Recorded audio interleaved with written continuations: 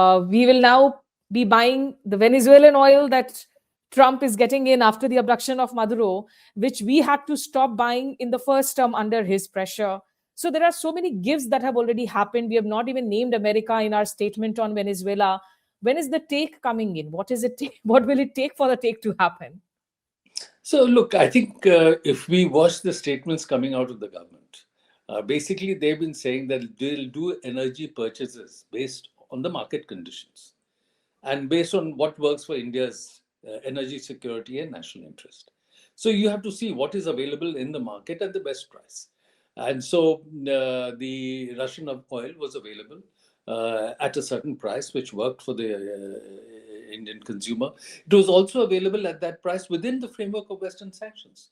Because the West didn't say that don't buy oil. They said if you buy below a cap of $60. And that's the point that India had made, that it was buying within the framework. And at a time when India was buying Russian oil, China was buying more. And Europe was buying more from Russia overall than India was buying oil. And the US was buying $750 million worth of uranium from Russia, which they needed. So there was no justification for the US to criticize, but that was a political play that President Trump had done because he was coming under criticism for not doing anything against Russia since he became president on the Russia Ukraine conflict. Now, he didn't want to take action against Russia because he wanted to have an outreach to Russia.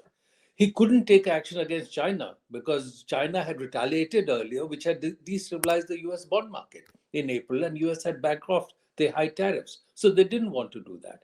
So he felt okay taking action against India to show that he was taking action against Russia would work for him politically. So that's the reason he did.